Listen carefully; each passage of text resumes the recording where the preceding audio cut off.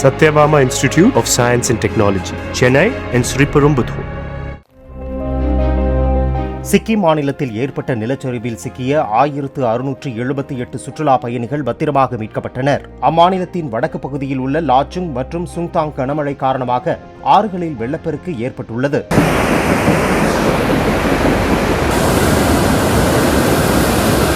இந்நிலையில் மழை வெள்ளம் மற்றும் நிலச்சரிவில் சிக்கியவர்களை எல்லை சாலைகள் அமைப்பைச் சேர்ந்த வீரர்கள் பத்திரமாக மீட்டனர். இருப்பினும் லாச்சன் என்ற இடத்தில் 100க்கும் அதிகமானோர் சிக்கியுள்ளதாகவும் அவர்களை மீட்கும் பணி தொடர்ந்து நடந்து வருவதாகவும் அதிகாரிகள் தெரிவித்துள்ளனர்.